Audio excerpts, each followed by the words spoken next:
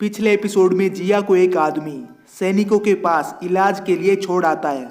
वहां से जिया की पुरानी कहानी दिखाई जाती है। वो बड़ा होके अपने पापा की तरह डॉक्टर बनना चाहता है। उसकी मोम और गांव वालों की कोलेरा की वजह से मौत हो जाती है, तो उसका इलाज खोजने के लिए वो इस्तांबुल के मेडिकल कॉलेज में एडमिशन के लिए जाता है। लेकिन वहां होटल में एक आदमी उसके पैसे लेके भाग जाता है। अब आगे एपिसोड 2। एपिसोड की शुरुआत में सैनिक आपस में बात कर रहे होते हैं कि यहाँ पर खाने के लिए कुछ भी नहीं मिल रहा, हमें यहाँ से जाना चाहिए, नहीं तो जिंदा रहने के लिए हमें एक दूसरे को मारना होगा। लेकिन तभी वही आदमी जिसका मुंह जला हुआ था वो खाने के लिए एक बड़े हिरन को लेके आता है। वो उसका दिल निकाल के बोलता है कि इसे जिया को खिला दो। फिर वो वहां से लड़खड़ाते हुए चला जाता है और थोड़ा दूर जाके चिल्लाता है, जागो। इसके बाद जिया की पुरानी कहानी दिखाई जाती है, जिसमें वो मेडिकल कॉलेज में एडमिशन ले रहा था। तो जब जिया बाजार से जा रहा था तो उसकी मुलाकात एक हमदी नाम के आदमी से होती है। वो खाने बनाने का काम करता है। उसने जिया को बिना पैसों के खाना खिलाया। तब हमदी के पूछने पर जिया ने उसे अपनी सारी कहानी बताई कि उसके साथ क्या क्या हुआ। फिर इसके बाद जिया वहीं पे काम करने लग गया और हमदी ने उसे दुकान में ही रात को सोने के लिए कहा। अगले दिन सुबह होने पर ihsan वहां पर आता है। ये वही आदमी है जो कॉलेज की क्लास में बिना स्टूडेंट के पढ़ा रहा था और इसी ने खोपड़ी के अंदर पर्ची डाल के जिया के पास उसे रखा था। जिया हमदी और ihsan की बातें चुपके से सुनता है। ihsan ने बताया, वो आवाजें मुझे फिर से सुनाई दे रही है और मेरा कॉलेज वापिस से ओपन हो रहा है मेरे बिना। इस तरह एक और साल बीत जाएगा। ये बताने के बाद ihsan वहां से अपने घर चला जाता है। जिया ने हमदी से पूछा ihsan को क्या हुआ है, तो उन्होंने बताया कि वो एक अमीर खानदान से था। उसका सपना डॉक्टर बनने का था।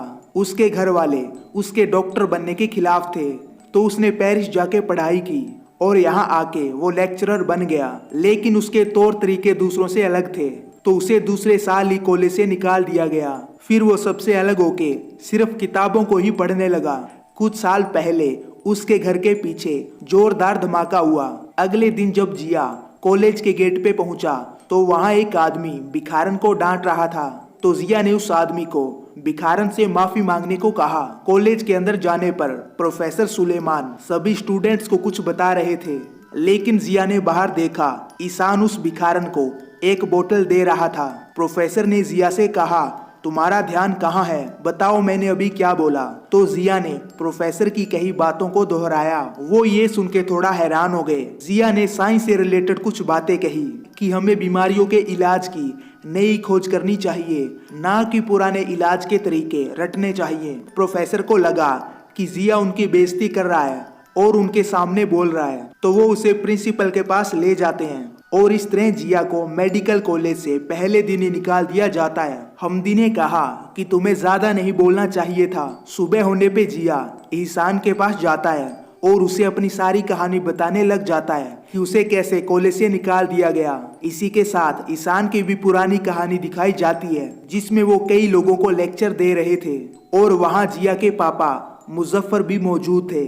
ihsan पेरिस से स्टडी करके आया था। मुजफ्फर ने कहा, हम आपके साथ हैं, आप बताओ आपने क्या नया जाना और हम यहाँ के बारे में आपको बताएंगे ताकि हम आगे बढ़ सकें। ihsan जिया को पहले से जानता था, लेकिन उसने इसके बारे में कुछ नहीं बताया। इसके बाद एक सीन दिखाया जाता है जिसमें मुजफ्फर ihsan को खत लिखता है कि मेरा बेटा जिया अब कॉलेज जाने वाला है, मेरी आपसे विनती है कि आप उस पे नजर रखें। मैं नहीं चाहता उसे इसके बारे में पता चले, वो आपकी तरह जिद्दी और इंटेलिजेंट है। तो अगले दिन जिया के साथ ihsan भी कॉलेज में जाता है। उसने सुलेमान से जिया की कंप्लेन वापस लेने को कहा। ihsan ने कहा, एक बार आपने नशे में किसी का इलाज किया और एक बच्चे को अपाहिज बना दिया और फिर मुझे उसे बचाना पड़ा। आपका मेडिकल लाइसेंस भी फर्जी है, क्या मैं सबको ये बता दूं? तो इस तरह से सुलेमान मान जाता है और जिया वापस से कॉलेज जाने लग जाता है। अगले दिन कुछ लोग शहर में एक बड़े से चूहे को मार देते हैं। वहाँ आसिये ओफेलिया को खाना देने जाती है और उनकी बातें एक आदमी सुन रहा होता है। अगले दिन जब हमदी आया तो उसने एक आदमी को उठा के कहा कि तुम्हारे पास काफी चूहे हैं, उठो नहीं तो वो तुम्हें खा जाएंगे। चूहे उस आदमी के कानों को खा चुके थे, जिसकी वजह से खून आने लगा था। तभी वहाँ जिया आता है। उसने कहा कि ये प्लेग हो सकता है, पहले भी इस बीमारी से कई लोगों की जान गई है। तब हमदी ने कहा कि जिया, तुम्हारे कानों से भी खून आ रहा है। बचपन में जिया को बच्चों की कहानियां नाम की किताब मिलती है, लेकिन असल में वो एक पुनर्जन्म की किताब थी। वो किताब जिसके भी पास जाती वो मारा जाता। किताब को पढ़ने के बाद जिया गीला आटा लेके उसे एक आदमी की तरह आकार देता है ताकि वो उसमें जान डाल सके। जिया को ये सब करते हुए उसके पापा मुजफ्फर देख लेते हैं। वहाँ हमदी उस शराबी के पास बैठा हुआ था, उसे चूहे ने काटा था, तो उन्होंने जिया को शराब लेके आने को कहा। जिया ने अंदर जाके अपने अंडर आर्म के बाल काट लिए और चाकू के जरिए अपने कान को थोड़ा सा काट डाला, जिससे कि खून आने लगा। बाहर जाने पर हमीद ने कहा कि तुम्हारे कानों से भी खून आ रहा है। इसके बाद जिया मीठे आटे की गोलियां बना के सभी दुकान वालों को देता है और कहने लगता है कि इसे अपनी दुकान के कोनों में रख दो, जब चूहे इसे खाएंगे तो वो मर जाएंगे। फिर जिया ने अपने कॉलेज के दोस्त यूनुस से कहा कि आज हम कॉलेज नहीं जाएंगे। जिया को ईशान के पास जाना था। उसने यूनुस को बताया कि तुम्हें बस मेरी हाँ में हाँ मिलानी है। वहाँ ओफेलिया की मौत हो जाती है। एक आदमी ने एसी से कहा कि उसने आत्महत्या तुम्हारी वजह से की है, क्योंकि तुम खूबसूरत हो। तुम्हें देखने के बाद उसे अपने पुराने दिन याद आते थे और इसी के साथ ओफेलिया के सामान और कपड़ों को जला दिया जाता है। ईशान के घर पहुंचने पर जिया अपने कपड़े उतारने लग जाता है और कहने लगता है, बाजार में हर तरफ चूहे घूम रहे हैं, ये देखो चूहा मेरा भी कान चबा गया। फिर जिया अपने अंडर आर्म्स को दिखाता है जो कि लाल हो चुके थे और अपनी काली जीभ को भी दिखाता है। हालांकि उसने अपनी जीभ पे काला रंग लगा रखा था। जिया ने बताया, ये सब चूहों की वजह से हो रहा है, आपको मुझे बचाना होगा। तो ईशान उसके सारे कपड़े जला देता है और उसने जिया को पीने और शरीर पे लगाने के लिए दवाई दी। इस तरह जिया ईशान के घर के अंदर चला जाता है। वो बताता है कि मुझे थोड़ा बुखार है, तो ईशान उसके लिए खाने पीने की चीजें लेकर आता है। वहीं प्रेजेंट के सीन में जिया सैनिकों को अपनी कहानी सुना रहा था। जिया ईशान के घर में रात भर नहीं सोया। जिया ने उसको उठाकर कहा कि मैं तुम्हारे बारे में सब कुछ जान गया हूँ, मैंने ही तुम्हें बेहोश किया था। अब हमें एक साथ काम करना होगा और अगर तुमने ऐसा नहीं किया तो मैं सबको बता दूंगा और फिर तुम्हें जेल जाना होगा। जिया को पहले से ईशान पे शक था कि ये कुछ कर रहा है। इसी का पता लगाने के लिए वो उसके घर में रुका। रात को जिया ने ईशान की शराब में बेहोशी की दवाई मिला दी थी। फिर जिया ने उसके पॉकेट से चाबी को निकाला और उसके कमरे के दरवाजे को खोला। तो जब उसने पर्दे को हटाया तो वहां नीचे मशीन से एक सुअर बंधा हुआ था जिस पे ईशान एक्सपेरिमेंट करता था। वहां साइड में एक पुनर्जन्म की किताब भी रखी हुई थी।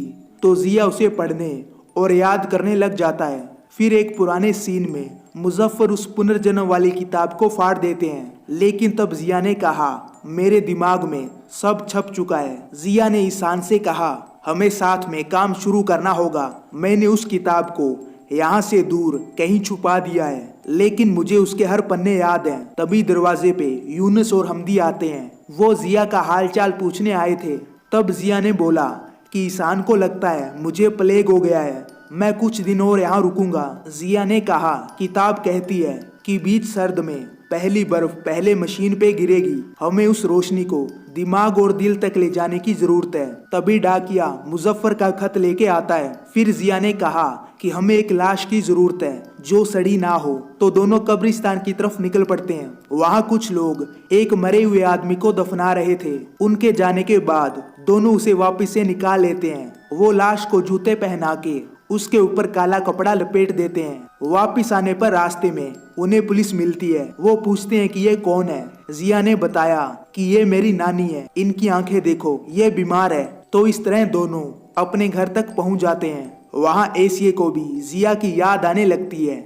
तो मुजफ्फर और एशिया दोनों कुछ दिनों में इस्तांबुल की तरफ निकलने का प्लान बनाते हैं ताकि वो जिया से मिल सकें। लाश को घर लाने के बाद दोनों उसे मशीन में फिट करते हैं। तब जिया ने कहा कि हमें खून की जरूरत है। तो वो पैसे लेके उस भिखारन के पास जाता है। पैसे के बदले वो उनसे खून ले लेता है। वहाँ एक लड़का भी था, वो भी अपना खून दे देता है। तो इस तरह जिया को 2 बोतल खून मिल जाता है। वहाँ कमरे में ईशान ने अपने मशीन का पूरा सेटअप कर लिया था और उसे अब बस बिजली के चमकने का इंतजार था। जब बिजली उस मशीन पे गिरी तो तो मरे हुए आदमी को झटका लगा और उसकी आंखें खुल गई, लेकिन उस बिजली की वजह से कमरे में आग लग गई और वहां जोर से ब्लास्ट हुआ क्योंकि वहां पर पहले से ही बारूद मौजूद था। तो जब जिया कमरे के अंदर गया तो वहां ईशान पूरी तरह से जल चुका था। और इसी के साथ इस सीरीज का तीसरा एपिसोड भी खत्म हो जाता है। तो अगर आपको इस सीरीज के नेक्स्ट एपिसोड की एक्सप्लेन वीडियो चाहिए तो मुझे कमेंट करके बताएं। मैं मिलता हूं आपको नेक्स्ट वीडियो में।